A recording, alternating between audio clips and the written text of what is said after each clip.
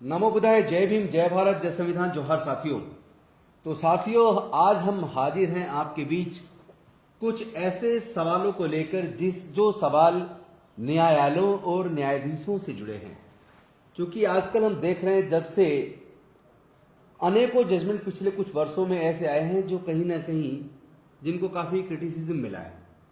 हालांकि खुद सर्वोच्च न्यायालय भी कहता है कि एक क्रिटिकल एनालिसिस किया जा सकता है जजमेंट का, और मंशा हमारी न्यायालयों या न्यायाधीशों की गरिमा को गिराने की नहीं है। आज की डिबेट इस विषय पर है कि क्या न्यायालयों की प्रतिष्ठा लगातार गिर रही है, क्या न्यायालय पैसे और सत्ता से प्रभावित होते हैं, क्या न्यायाधीश जिस जाति या धर्म से है क्या उसके निर्णयों में वो प्रभाव डालते हैं। इन तमाम मुद्दों पर बात करने से पहले मैं आपको बता दूं,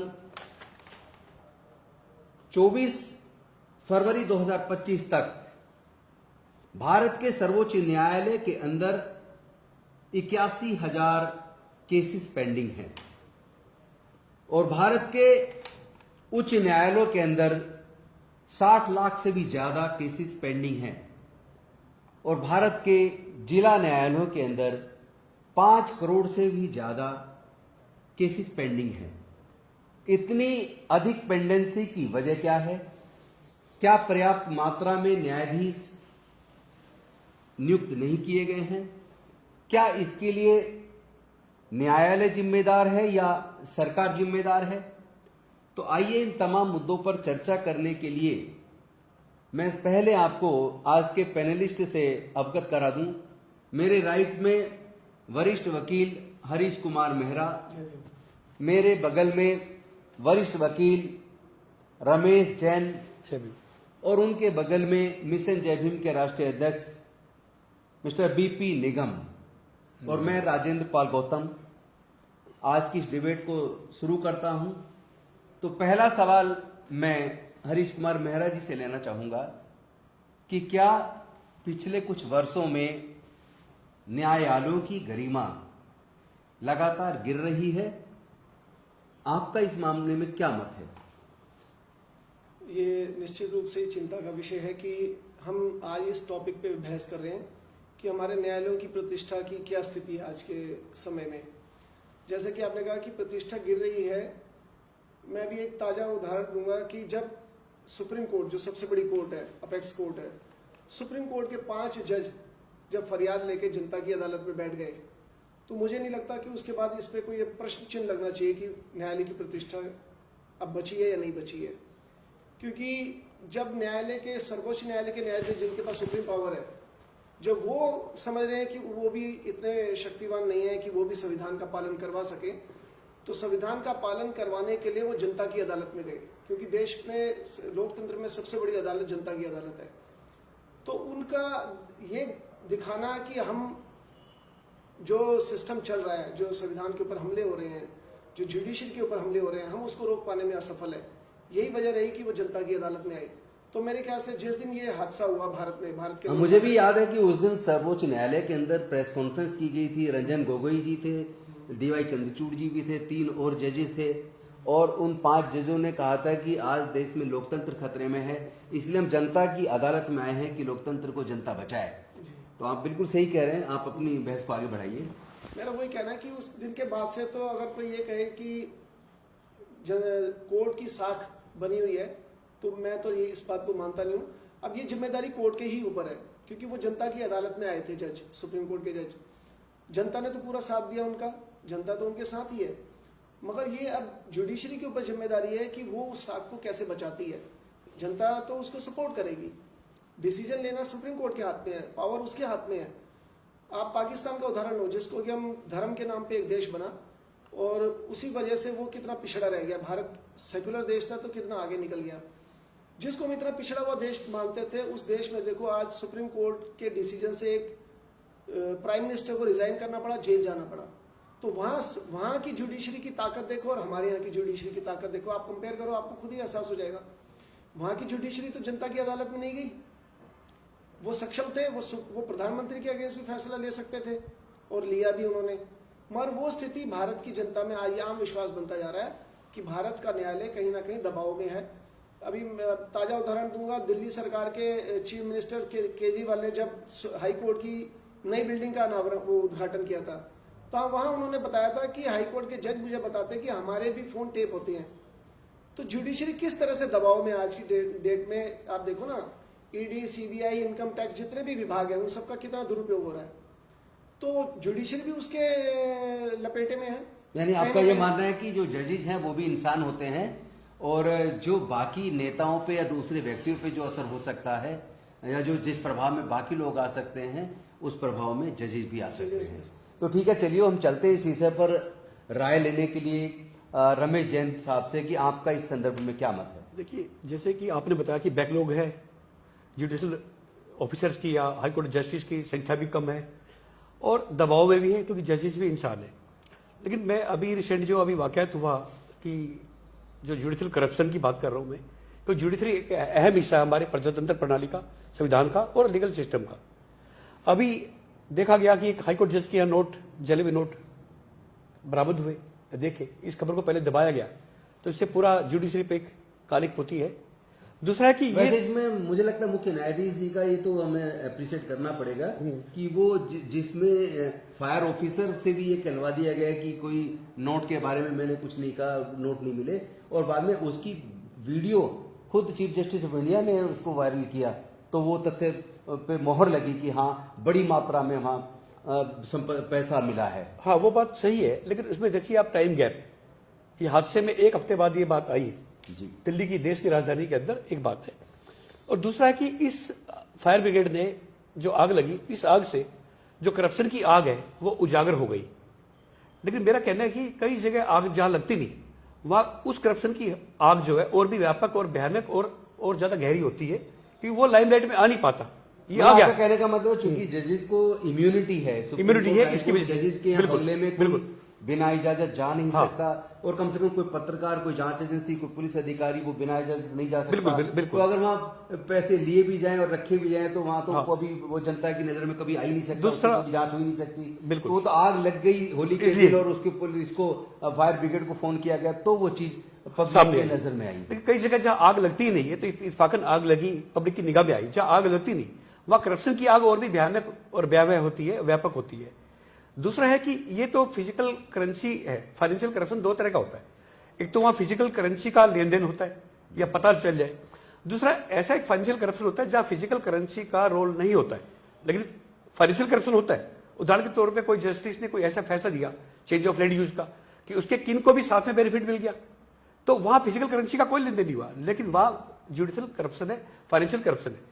लेकिन मैं एक और इससे अहम मुद्दा जो देश में अब चला आ रहा है मैं उस पर बात करना चाहूंगा कि करप्शन एक फाइनेंशियल करप्शन है, दूसरा है एक आइडियोलॉजिकल करप्शन। जो आइडियोलॉजिकल करप्शन है वो ये है कि मैं किसी विचारधारा से ग्रसित हूं, दूसरी विचारधारा का यदि कोई केस आता है तो मैं उसके खिलाफ जजमेंट देता हूं। जैसे आज की पूरी जुडिशरी बंधुवादी मानसिकता से ग्रसित है। आपने देखा है एक फैसला नहीं, जैसे कि राम मंदिर का फैसला है, उसमें भूतपूर्व चीफ जस्टिस ने क्या कहा कि मैंने आस्था के आधार पे ईश्वर ने जो मुझे कहा लिखा, यानी तथ्य को तथ्य को आधारहीन कर दिया। यानी कि हमारे संविधान की जो शपथ थी उसको भी न्यूट्रल कर दिया, जीरो कर दिया। ऐसे कितने ही फैसले अभी आते हैं। कोई जज कहता है कि मैं प्राउड फील करता हूं कि मैं आरएसएस में पहले जुड़ा रहा हूं। तो जब कोर्ट्स बंधुवादी मानसिकता से ग्रसित हो जाती है, और ये टॉप टू बॉटम जुडिशरी का ये हाल है। और खाली जुडिशरी की बात नहीं कर रहा मैं अकेले जुडिशरी की, इसमें हमारी ब्यूरोक्रेसी भी, हमारी बॉलीवुड भी, हमारे स्पोर्ट्समैन भी, हमारा क्या कहते हैं मीडिया भी, मेन स्ट्रीम मीडिया, और शायद थोड़ा और हमारी प्रशासन और आर्मी, हमारी पूरा आर्मी प्रशासन, और दूसरा अल्टीमेट हमारी जो पॉलिटिशियन भी, और इसके अलावा हायर एजुकेशन इंस्टीट्यूट भी, वहां हर जगह मनोवादी मानसिकता का एक ग्रिप बनी हुई है। तो वो करप्शन और भी ज्यादा भयानक और भयावह होता है, जिससे पूरा मनुवाद से आपका तात्पर्य क्या है? मनुवाद होता है डबल स्टैंडर्ड। जैसे जो आइडियोलॉजी मैं पसंद करता हूं उसके विपरीत यदि कोई दूसरे विचार का कोई केस आता तो मैं उसके खिलाफ जजमेंट देता हूं। एक पार्टिकुलर एक आइडियोलॉजी का डोमिनेशन वो चीज मनुवाद है, डबल स्टैंडर्ड। तो वो उससे हमारा वो पूरा इंसान में भेद भी पैदा करती बिल्कुल है। बिल्कुल वो सोशल इनइक्वलिटी है, जन्मजात सोशल इनइक्वलिटी को न केवल प्रोटेक्ट करना बल्कि इसको प्रमोट करना, उस वजह से हमारा पूरा देश यानी पिछड़ा है। आपका जो कहना वो वर्ण व्यवस्था और जाति वर्ण व्यवस्था, जाति व्यवस्था उसको। और अभी मैंने रिसेंट एक वाक्य देखा एक का नाम है, मैं भूल रहा हूं शायद, रामभद्राचार्य नाम उसका वास्तविक कोई मिश्रा है। उसने अभी लास्ट ईयर तथागत गौतम बुद्ध को गाली दी, उन्हें बहुजन समाज को गाली दी। और मैं देख के हैरान हूं, मुझे बड़ा दुख हुआ कि उसको इंडिया का जो सेकंड हाईएस्ट अवार्ड है, उसका नाम है सेकंड हाईएस्ट अवार्ड का है, वो उसको दिया गया। सेकंड हाईएस्ट है वो, उसका नाम है पद्म विभूषण। पद्म विभूषण उसका अवार्ड दिया गया।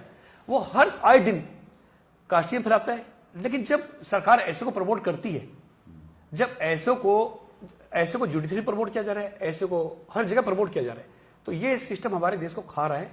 ये और भी भयानक है, ये फाइनेंशियल करप्शन से भी ज्यादा खतरनाक है। निगम साहब, एक सवाल आपसे मैं करना चाहता हूं कि जो राफेल विमान खरीदे गए फाइटर जेट, और उस पे एक मुद्दा चला कि पहले ही इतने में खरीदे जा रहे थे, फिर उससे भी दुगने से ज्यादा रकम में खरीदे गए और उसमें गड़बड़ी हुई है, लेन देन हुआ है कुछ, तो उसकी जांच के लिए भी केस कोर्ट में डला था सर्वोच्च न्यायालय के अंदर। तो आपका क्या मत है कि ऐसे मामलों में जो देश की रक्षा सुरक्षा से जुड़े मुद्दे हैं और देश के का जो दूसरे देश के साथ जो एग्रीमेंट हुआ है, पहले जो एग्रीमेंट हुआ और इस एग्रीमेंट पे इतना ज्यादा बढ़ जाना उसका, तो क्या सुप्रीम कोर्ट को ने जो उसकी जांच करने से इनकार किया, तो इसका जनता में क्या परसेप्शन गया? जनता को क्या लगता था कि जांच होनी चाहिए और नहीं किए तो क्या मैसेज? चूंकि आप टेक्नोक्रेट हैं, आप लीगल साइड से नहीं है, आप एक टेक्नोक्रेट की दृष्टि से या एक आम आदमी की दृष्टि से आप किस तरह से इसे देखते हैं? मैं आपके जो आपने क्वेश्चन रेज किए, मैं सारे क्वेश्चंस का आपको एक एक करके जवाब देता हूं। आपने कोर्ट केस जो पेंडिंग है उसके बारे में अभी बताया कि इतने इतने केस पेंडिंग है। अब ये केस पेंडिंग का मतलब है कि हम उसको बहुत लिंगर ऑन करते हैं। एक बड़े यूनिवर्सल ट्रूथ है, justice delayed is justice denied. अगर आप उसको न्याय नहीं दे रहे हैं, डिले कर रहे हैं, तो न्याय ना देने के बराबर है। और हर आदमी उम्मीद करता है कि जब वो न्यायालय में जाता है तो न्याय की उम्मीद करके जाता है। अब आप सोचो किसी का 4-5 साल तो केस ही नहीं आ रहा है, उसके ऊपर हियरिंग पे नहीं आ रहा है, तो कब उसको न्याय मिलेगा? अभी जब मीडिया किसी केस को उछाल देती है तो कुछ केस डिसाइड हो जाते हैं, वरना आप सोचिए कि 50-50 साल राम मंदिर का अगर मुद्दा ले लें तो कितने साल केस चला? 50 साल तक हम डिसाइड नहीं कर पाए कि क्या। अभी मेरे पास एक डाटा, सॉरी मैं बीच में रोक रहा हूं, अभी एक डाटा मेरे सामने दिख रहा है। 62,000 केस भारत के न्यायालयों में ऐसे हैं जो 30 साल से भी ज्यादा लंबे समय से चल रहे हैं। 62,000 केस। अब आप खुद ही देखिए, सहमत है मेरी बात से कि ये, अब इसको मान लीजिए आदमी को जिसको न्याय मिले, क्या न्याय मिलेगा उसको 30 साल बाद जब उसको न्याय मिलेगा? तो अभी केस अभी 2 दिन पहले ही आया है कि वो सन 84 में एक दलितों को मारा गया था, 20-25 दलितों को मारा गया था। उसमें से 17 में से केवल 3 ही जीवित है, 4, एक मिला नहीं, 3 जीवित है। और 3 जीवित को अब उन्होंने मौत की सजा सुनाई है। 17 आदमी, 14 आदमी की डेथ हो चुकी है। आप सोचिए कि उनको तो कोई अपराध, उनको तो कोई सजा मिली नहीं, वो तो नेचुरल डेथ हुई उनकी। तो ये justice delayed is justice denied. अब इसको कैसे ठीक किया जा सकता है? प्रॉब्लम क्या है कि ये जो जुडिशरी है, इसका प्रशासनिक कार्य भी ये खुद ही करते हैं। अदरवाइज आप किसी भी बड़ी कंपनी की बात ले लीजिए, मान लीजिए रिलायंस कंपनी है या कोई, मैं किसी का नाम नहीं लेना चाहता, जो भी बड़ी कंपनियां हैं, उन कंपनीज में हर प्रॉब्लम को पहले आइडेंटिफाइड किया जाता है। कोई भी प्रॉब्लम है, फिर उसके ऑप्शंस देखे जा सकते हैं, हाउ टू, इसको कैसे सॉल्व किया जा सकता है, इसके ऑप्शंस क्या क्या हैं। तो इस जितने ये केस पेंडिंग है, इनके ऑप्शन क्या है कि कैसे इनको सुधारा जाए। पर क्योंकि जुडिशरी दोनों काम खुद ही करती है, प्रशासनिक कार्य भी खुद करती है और जुडिशरी भी खुद करती है, और उसमें कुछ लोगों का ही कब्जा है, कुछ परिवारों का कब्जा है, वो उसी काम में उलझे रहते हैं। और उसी में सरकार जब भी बात करती है कि वो कॉलेजियम को हटाया जाए, तो वो सरकार के ऊपर अटैक करके उनसे बात कर लेते हैं कि भाई नहीं नहीं ये आप मत हटाइए, उनके फेवर में न्याय देना शुरू कर देती है। यानी कि वो उनकी तरफ अगर ध्यान नहीं है तो आप प्रशासनिक रूप से सक्षम नहीं है, आप अगर केस को नहीं कर पा रहे हैं तो। आपने राफेल की बात की, देखिए कोई भी केस होता है बड़ा सिंपल है, आज भी ये ऑर्डर है कि भाई अगर कोई शिकायत लेके आ रहा है तो पहले आप उसकी शिकायत को सुनिए जरूर, उसकी जांच जरूर कीजिए, प्रारंभिक जांच तो कीजिए। अगर किसी ने सुप्रीम कोर्ट में केस डाला कि इसकी जांच कराइए तो सुप्रीम कोर्ट पे जांच करानी चाहिए। और ये जो आदेश है सुप्रीम कोर्ट का, ये नेचुरल है, ये सरकार से ग्रसित है, उनके आदेश के अनुसार है, वरना ऐसा होना नहीं चाहिए था। क्योंकि किसी भी चीज की जांच करा लेना, मैं आपको छोटा सा एक एग्जांपल देता हूं। मैंने दिल्ली परिवहन निगम में नौकरी करता था। अब पिछले 10 साल से डीटीसी में बसें नहीं खरीदी गई। बसें ना खरीदने का एक बड़ा कारण बताता हूं आपको। 1000 बसों का परचेज का काम शुरू हुआ, वो लेवल पे आ गया कि अब ऑर्डर प्लेस होना है। विपक्ष के नेता ने एक सिंपल सी कंप्लेंट की लेफ्टिनेंट गवर्नर को, अभी खरीदा नहीं गया, और उसमें कहा गया कि इसमें बहुत बड़ा घपला हो गया, 1500 करोड़ रुपए का घपला हो गया। एक पैसे की कहीं पेमेंट नहीं हुई, सिर्फ टेंडर हुआ था। एलजी महोदय ने कंप्लेंट होम मिनिस्टर को भेजी, होम मिनिस्टर ने उस सीबीआई को भेज दी। 11-12 ऑफिसर और पूरी डीटीसी और स्टेट ट्रांसपोर्ट अथॉरिटी के अफसरों को सीबीआई ने बुलाना शुरू कर दिया। इसका इफेक्ट क्या हुआ? 10 साल से एक भी गाड़ी नहीं खरीदी गई है और पूरी संस्थान लगभग खत्म हो चुकी है। यानी कि आप इतनी छोटी सी चीज की तो जांच करा लेने के लिए भेज देते हैं, और आप 3 गुना रेट था राफेल का, जो पहले टेंडर में रेट आया और दूसरी बार जो रेट आया उसमें 3 गुना का फर्क था। तो जांच कराने के में क्या फर्क पड़ता था? और उसमें एक और मुद्दा था, वो आपने कहा नहीं, उसकी मेंटेनेंस का कॉन्ट्रैक्ट आपको पता है दिया गया था अनिल अंबानी कंपनी, अनिल अंबानी। हाँ, वो ऐसी कंपनी को दिया गया जो कंपनी एग्जिस्ट नहीं करती थी। ऑर्डर मिलने के बाद वो कंपनी तो एस्टेब्लिश की गई, और उसका कई हजार करोड़ रुपए का पहले लोन माफ किया गया, फिर उसको बैंक लोन पास किया गया। मतलब ये समझिए कि जब इतनी बातें हो रही हैं तो सरकार कैसे उस राफेल केस की जांच करवाती है? ठीक है। तो अब हम अगला सवाल मैं हरीश मेहरा जी आपसे पूछना चाहता हूँ। हाथरस में एक दलित बच्ची का बलात्कार हुआ और आधी रात को उसके माँ बाप की इच्छा के खिलाफ उसके सबको जला दिया गया, और केरला से एक पत्रकार सिद्दीक अप्पन उसको कवर करने के लिए आए, लेकिन उन पे रासुका लगा के देशद्रोह टाइप की मुकदमा बना के उनको लगभग 2-3 साल जेल में रखा। उमर खालिद 4 साल से अधिक हो गए तब से जेल में है, और अभी शायद ट्रायल की भी इनिशियल स्टेज चल रही है। और इसके साथ साथ जो भीमा कोरेगांव वाला जो मैटर था जिसमें कई लोगों को गिरफ्तार किया और गिरफ्तार करके कि ये प्रधानमंत्री की हत्या का इन्होंने षड्यंत्र था इस तरह की करके, जिसमें ग्राहम स्टेन्स अल्टीमेटली बेचारे अंदर वहीं पे उनकी डेथ हो गई। और एक तरफ इस तरह के लोग हैं जिनको जमानत सालों साल नहीं मिलती, और दूसरी तरफ एक वो रिपब्लिक भारत के पत्रकार अर्नब गोस्वामी जिनको आधी रात को कोर्ट लगाकर शायद सुप्रीम कोर्ट ने उसको बेल दी। और कई बार देखा जाता है कि कई बार हाई कोर्ट सुप्रीम कोर्ट कोई डायरेक्ट बेल में आता है तो कोर्ट कहते हैं कि पहले अपने हाई कोर्ट में जाइए, और कई बार जो है वो सुप्रीम कोर्ट उनको सुन लेती है और बेल भी दे देती है। तो इस बारे में आपका क्या मत है कि क्या रसूखदार लोग या सत्ता में बैठे लोग या पावरफुल लोग उनसे न्यायाधीश प्रभावित होकर अपने निर्णय दे देते हैं? नहीं, ये तो अब सिद्ध हो चुका है कि अब कोर्ट की निष्पक्षता के बारे में तो जनता में अब एक राय बन चुकी है। जनता को अब यही एहसास होता है कि कोर्ट अब निष्पक्ष नहीं है, कोर्ट दबाव में काम कर रही है। जैसे कि आपने अर्नब गोस्वामी का उदाहरण दिया जी, तो अर्नब गोस्वामी दिन रात जहर उगलता है मुस्लिम समुदाय के खिलाफ, दिन रात लोगों में नफरत बांटता है, मगर उसके ऊपर कोई कार्रवाई नहीं होती। अभी आपने देखा कि एक कॉमेडियन ने, कुणाल कामरा ने सिर्फ मजाक किया और आलोचना की किसी, और इनडायरेक्टली नाम भी नहीं लिया किसी नेता का, और वो सरकार में है, वो मंत्री उप मुख्यमंत्री, पहले वो मुख्यमंत्री थे जिनके समर्थकों ने वहां तोड़फोड़ कर दी। जहां प्रोग्राम हुआ कुणाल कामरा का, वहां तोड़फोड़ की धमकी भी और आई। चीफ मिनिस्टर जो है धमकी भी दे रहे हैं कि जहां मिलेगा वहीं मारेंगे, और चीफ मिनिस्टर भी कह रहे हैं कि ये कुणाल कामरा को दोष दे रहे हैं। उस उपद्रव के बारे में, उस गुंडागर्दी के बारे में वो मुख्यमंत्री कोई बात नहीं कह रहे। कोर्ट भी सारा चुपचाप देख रही है। कोर्ट को सुमोटो लेना चाहिए था कि इतना बड़ा एक कॉमेडियन है जिसका एक प्रोग्राम है, और राज्य का चीफ मिनिस्टर प्रमोट कर रहा है उसको, गुंडागर्दी को।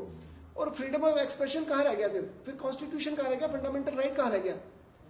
आप किसी का, अगर आप किसी की आलोचना, अच्छा, मैं इसमें फिर तो बीच में इस सवाल पे आप आगे जवाब दें, इससे पहले मैं एक बात आपको याद दिलाना चाहता हूं। मैं अभी एक वीडियो देख रहा था थोड़ी 1 घंटे पहले, जिसमें कॉमेडी शो का था, जिसमें कपिल वगैरह ये सब लोग थे, और उसमें एक कलाकार मनमोहन सिंह का पगड़ी पहन के उस तरह का रोल कर रहा था, और एक कलाकार एक्ट्रेस रोल कर रही थी सोनिया गांधी जी की, और उसमें सोनिया गांधी जी का भी और मनमोहन सिंह जी का भी मजाक उड़ाया गया। लेकिन मैंने उनके खिलाफ कोई कार्रवाई होती नहीं देखी, कोई केस होता नहीं देखा। तो क्या 2014 से पहले की सरकारों में अभिव्यक्ति की आजादी थी और 2014 के बाद अभिव्यक्ति की आजादी खत्म कर दी गई है? आपकी इस बात से तो ऐसे ही प्रतीत होता है। बिल्कुल मैं आपकी बात से सहमत हूँ। 2014 से पहले तक तो जो माहौल था, हालांकि सरकारी बंदिशें रहती थी उस टाइम भी, मगर ऐसा माहौल नहीं था। अब तो ये पागलपन की हद तक चला गया है। ये जो निरंकुशता है, सरकार के पक्ष में जो सरकार के विरोध में बोलेगा उसको खुलेआम धमकियां मिल रही हैं, उसकी तोड़फोड़ हो रही है, मतलब, और खुलेआम धमकियां दी जा रही हैं। सरकार, पुलिस, कोर्ट चुप बैठी हुई है। मैं ताजा मतलब आप वकील होने के नाते मानते हैं कि लोगों का जो फंडामेंटल राइट्स है वो इन्फ्रिंज हो रहे हैं? वो इन्फ्रिंज हो रहे हैं। आप इससे पहले और दूसरे भी कॉमेडियन थे महाराष्ट्र के, उनको बैन किया, उनके जहां प्रोग्राम में तोड़फोड़, उनको तो जेल भी भेजा गया, जबकि उन्होंने किसी फिल्म की क्लिप लगाई थी अपने ट्विटर पे, किसी फिल्म की, ऑलरेडी फिल्म कई साल पुरानी है, उसके लिए उनको जेल भेजा गया। मतलब छोटी छोटी बात पर जो लोग अपने बोलने के अधिकार का इस्तेमाल कर रहे हैं उनको जेल भेजा जा रहा है। वो कोई नफरत नहीं फैला रहे, कुछ नहीं कर रहे, मगर सरकार की आलोचना कर रहे हैं। मतलब सरकार की आलोचना करना भी अब एक जुर्म हो गया, आप ये समझो ना। अगर मैं सरकार की आलोचना करूंगा तो वो एक जुर्म है। अगर सरकार के कारिंदों को, सरकार को लगेगा कि इसकी आलोचना से मेरे को कोई फर्क पड़ता है, मतलब अगर सरकार के मंत्री अगर खुलेआम धमकी दें और उनके नेता खुलेआम भड़काऊ भाषण दें, यहाँ तक कि दंगे करवा दें, वो मंत्री भी बन सकते हैं और बने रह सकते हैं, उन पर मुकदमा भी दर्ज आसानी से नहीं होता। तो ये तो बात आपकी ठीक है, लेकिन मैं चाहूंगा कि आप मेरे ओरिजिनल सवाल पे वापस आए, जो मैंने कहा था कि हाथरस की घटना पे जो पत्रकार सिद्दी कपन या उमर खालिद या फिर जो ग्रेमस्टेन वगैरह बाकी जो लोग गिरफ्तार हुए हैं, बहुत लोग जेल में पड़े हुए हैं, और जिनको 5-5 साल और उससे अधिक भी हो गई है, लेकिन अभी तक केसेस का कुछ आउटकम नजर नहीं आ रहा है और उनको जमानतें भी नहीं मिल पा रही हैं। तो क्या, और अर्नब गोस्वामी को आधी रात को जमानत मिली, इस तरह के और भी उदाहरण जिनको आधी रात पे कोर्ट ने जमानत दी। किसी को कहा गया कि आप हाई कोर्ट जाइए पहले, तब डायरेक्ट सुप्रीम कोर्ट मत आइए, और किसी को सुप्रीम कोर्ट खुद तुरंत बेल दे देती है, रात को सुन के दे देती है। तो उस ओरिजिनल सवाल पे मैं वापस चाहूंगा आपका जवाब कि क्या वास्तव में जजेस रसूखदार लोगों से, सत्ता से या पैसे वाले लोगों से प्रभावित होकर भी निर्णय देते हैं? जनता में अब ये परसेप्शन बन चुका है कि कोर्ट सरकार के दबाव में है। ये तो स्पष्ट शब्दों में मैंने पहले भी कहा था, जनता में ये अब विश्वास पैदा हो चुका है कि कोर्ट जो है सरकार के दबाव में है। क्या वकील भी ऐसा मानते हैं? वकील भी ऐसा मानते हैं, पूरी जनता ही मानती है। अब ये परसेप्शन तोड़ने की जिम्मेदारी कोर्ट की है। अभी आप ताजा उदाहरणों में ले लो ना, कि जो सरकार के खिलाफ बोलेगा, 2 तरह के लोग हैं। जो एक तो सरकार के जो विरोध में बोल रहे हैं, जो सरकार की नीतियों की आलोचना कर रहे हैं, तो उनको निशाना बना के झूठे केसों में फंसाया जा रहा है। यूएपीए जैसे आतंकवादी, जैसे उमर खालिद संविधान की बात कर रहे थे, कॉन्स्टिट्यूशन की बात कर रहे थे, उनको यूएपीए लगा के जेल में बंद कर दिया गया। वो डॉक्टर जो थे वहाँ यूपी के जो डॉक्टर थे, आप देखना जो गैस वाला मामला हुआ था, जी, बच्चों की जो डेथ हुई थी, बच्चों की जान बचा रहे थे, बच्चों की जान बचाने का उनको सिला ये मिला थी, उनके ऊपर ही खतरनाक केस लगा के कितने साल वो जेल में रहे। मतलब जो तो जनता को खुलेआम धर्म संसद बना के मुसलमानों के कत्लेआम की बातें कर रहे हैं, कोर्ट शांत होकर देख रही है, पुलिस शांत होकर देख रही है, संविधान को फाड़ा जा रहा है, यहाँ जंतर मंतर पे जलाया जा रहा है, संविधान को गालियां दी जा रही हैं, मतलब संविधान निर्माताओं का अपमान किया जा रहा है। बाबा साहब की मूर्तियां दिन रात तोड़ी जाती हैं पूरे देश में। जो इनकी मनोवादी विचारधारा, जो इनकी पूंजीवादी विचारधारा का विरोध करता है, वो इनके निशाने पे आज की डेट में।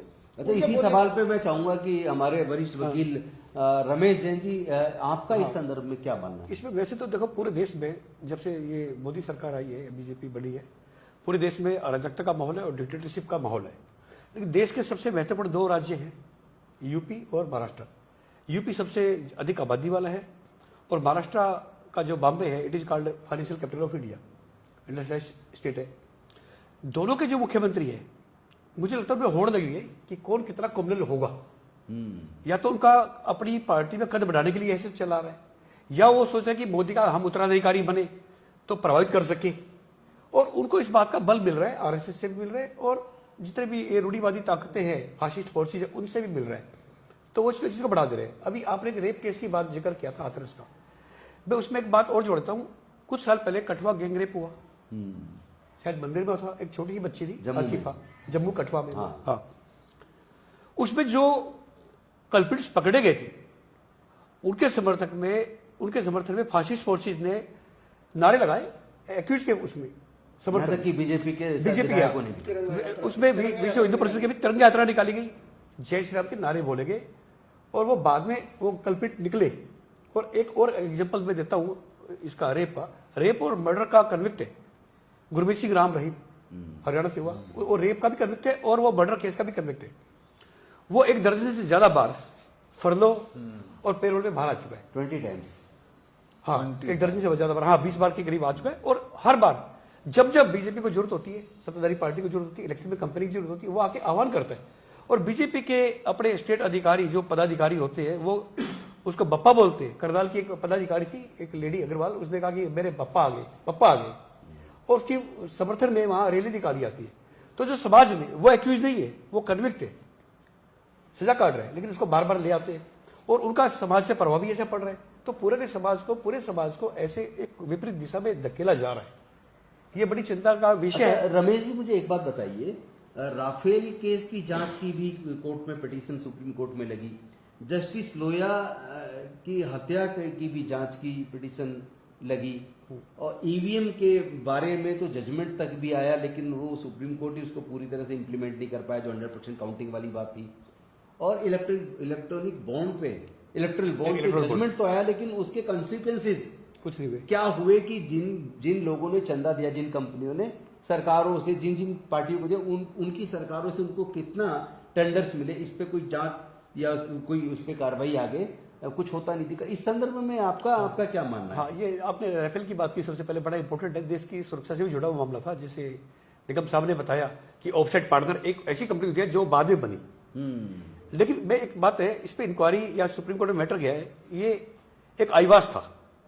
जब शुरुआत में कंप्लेंट दी गई सीबीआई डायरेक्टर को, वर्मा जी को, प्रशांत भूषण जी ने और 2 लोग और थे उसमें जी, कंप्लेंट के जाते ही हो सकता उस पर कुछ एक्शन होता इन्वेस्टिगेशन का जी, उसको रात को 2:30 बजे, यानी कि सुबह के 2:30 बजे कह लीजिए आप, 2:30 AM पे उसको हटा दिया गया। ऐसा क्या था? जो डिफेंस मिनिस्टर था वो सीएम बन जाता है, एक बहुत छोटे स्टेट का।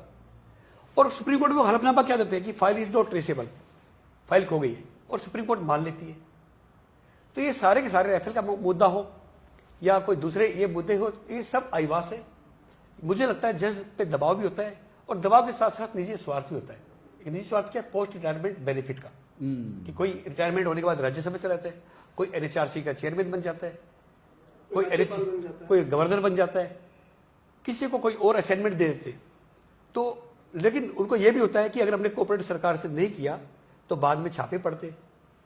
तो either in the expectation of gaining something और for the fear of losing something, ये दबाव उन पर रहता है, इसलिए सरकार के खिलाफ जाते ही नहीं, और परिणाम हम सबके सामने है जो पूरा देश भुगत रहे।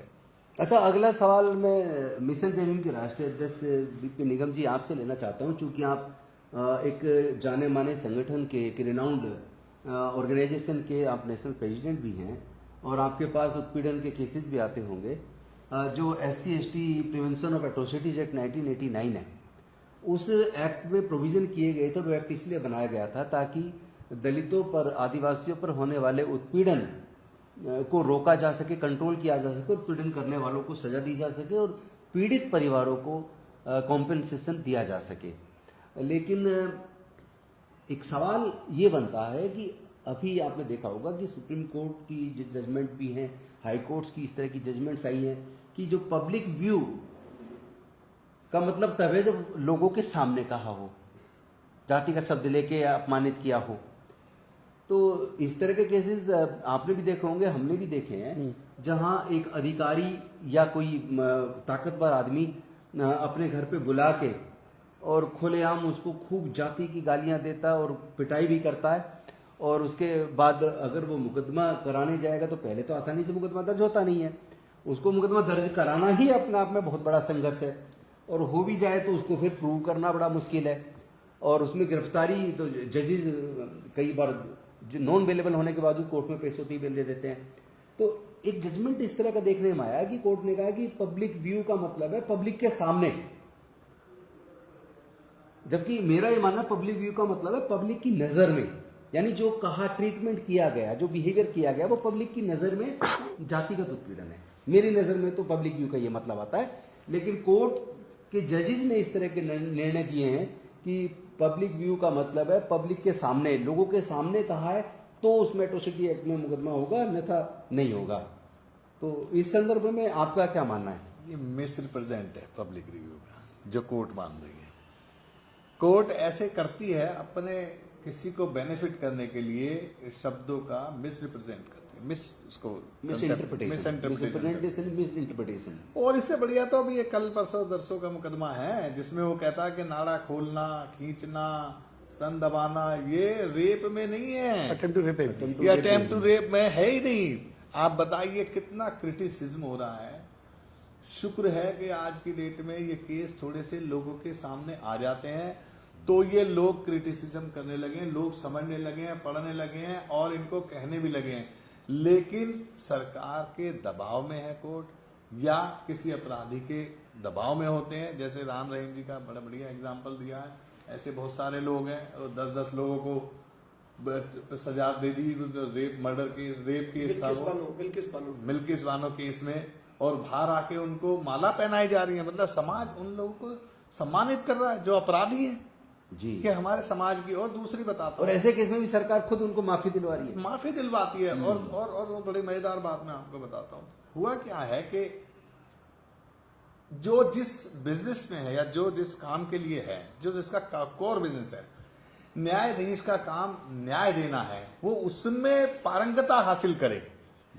ऐसा नहीं है वो कंपटीशन कर रहा है, कोई कह रहा है यार ये तो जो राजनीतिज्ञ हैं ये तो राज्यसभा और लोकसभा के मेंबर बनने के बाद बड़े फेमस हो जाते हैं, बहुत पैसा कमा लेते हैं, उनको ऐसा लगने लगता है।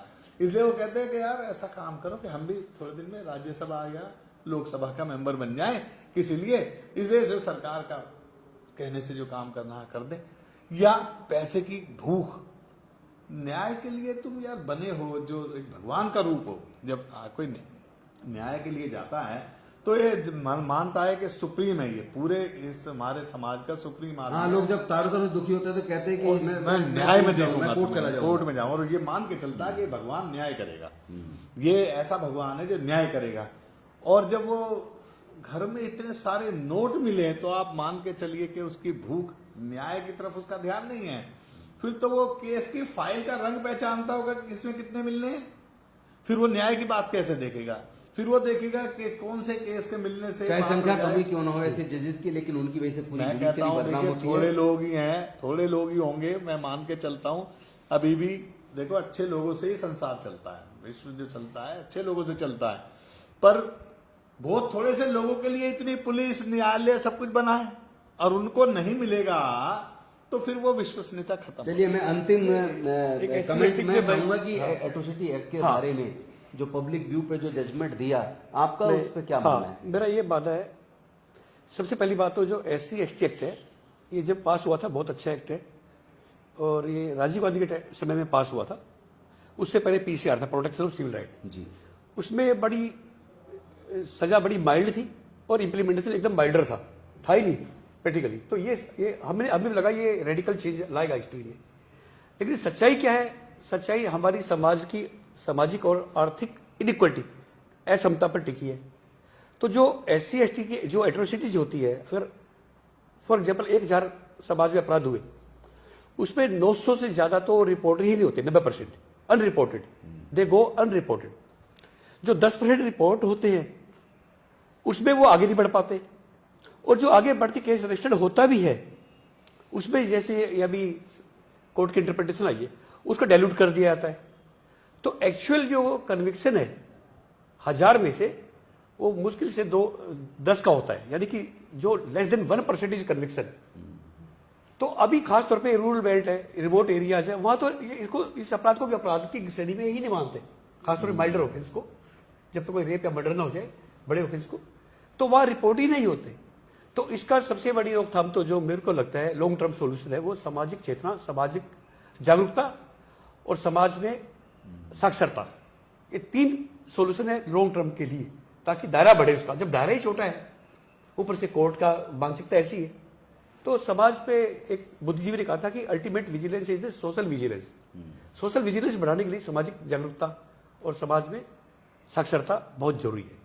चलिए, मैं हरीश जी आपका एक व्यू लेना चाहूँगा, क्योंकि मैंने ऐसा अनुभव किया कि जो केसेस ज़्यादा पुराने होते हैं, जिनकी फाइल बहुत मोटी हो जाती है, तो एक टेंडेंसी जजेस में भी मैंने देखा है, ऐसा देखने में आया है कि जिस दिन वो केस हियरिंग पे आता है, ये कुछ अंदर की चीज़ें जो हमें भी पता है, उस दिन वो जज छुट्टी पे चला जाता है या किसी भी बहाने से उसको टाल देता है। मतलब जो जितना ज़्यादा लंबा केस चल रहा है, जितनी मोटी फाइल होगी, बहुत ही रेयर ऐसे जजेज हैं जो उस फाइल पे नजर डालकर सोचते कि यार बहुत लंबा हो गया, इसको डिस्पोज ऑफ करना है। ज्यादातर तो उसको देख के हाथ उठाने लगाने से ही सोचते यार कौन इतना पढ़े क्या करे, और चीजें टल जाती है। ये आपने भी क्या इस तरह का अपनी वकालत में, क्योंकि मैंने भी अपनी 32 साल की वकालत में इस तरह के अनुभव खुद अपनी आंखों से देखे हैं, आपका क्या इस बारे में मानना है? नहीं, बिल्कुल आप सही कह रहे हैं। अगर केस पुराना हो नया भी हो, अगर उसमें फाइल मोटी है तो जज साहब पहले तो, क्योंकि उसमें टाइम लगेगा, तो जज साहब भी सोचते थे यार इसको थोड़ा सा टाल दें, क्योंकि उनके पास भी केस ज्यादा होते हैं, उनकी भी मजबूरी है। क्योंकि हमारे देश में क्या रेशो केसेस की ज्यादा है पर जज, एक जज को इतने सारे केस करने होते हैं और 5 दिन का टाइम है, सुबह से लेकर शाम तक वो केस सुनता है, फिर वो कब केस की फाइल पढ़ेगा, इतनी बड़ी फाइल पढ़ेगा कब और कब उसका डिसीजन देगा। तो मैं इसमें जजों की गलती नहीं मानता, इसमें हमारे सिस्टम में जो है जजों की संख्या कम है। अगर जजों की संख्या बढ़ाई जाए तो ये हमारे फैसले भी, जैसे अभी निगम साहब ने भी कहा, जस्टिस डिलेड जस्टिस डिनाइड, तो ये तो चलता ही रहेगा। हालांकि अभी हाल में आपको बता दूं कि दिल्ली हाईकोर्ट ने बड़ा अच्छा अभी डायरेक्शंस दे रखी हैं डिस्ट्रिक्ट कोर्ट्स को कि जो पुराने केस हैं उनको जल्दी जल्दी उनको डिसाइड किया जाए, मगर वो ये प्रैक्टिकल मुझे नहीं लगता पॉसिबल है, क्योंकि जजेस की संख्या कम है। तो सही सोल्यूशन तो उसका यही है कि जजेस की संख्या बढ़ाई जाए। थैंक यू वेरी मच, बहुत बहुत धन्यवाद सभी पैनलिस्ट का। और साथियों, मैं उम्मीद करता हूं कि सभी दर्शकों को ये डिबेट पसंद आई होगी। हमने पूरी कोशिश की है कि निष्पक्षता से हम लोग इस डिबेट को चलाएं। कोई हम किसी पॉलिटिकल पार्टी या किसी जजेस की गरिमा को ठेस पहुंचाने का हमारा कोई मकसद नहीं है। हम सिर्फ देश की तस्वीर बदलना चाहते हैं, देश में लोगों का न्यायालयों में भरोसा बने, लोगों का सरकार में भरोसा बने, और गरीब से गरीब, कमजोर से कमजोर व्यक्ति को भी न्याय मिले, ऐसी भावना हमारी भी है और ऐसी भावना हमारे संविधान की भी और संविधान निर्माताओं की भी थी। बहुत बहुत धन्यवाद, शुक्रिया। जय भीम, जय भारत, जय संविधान, जोहार।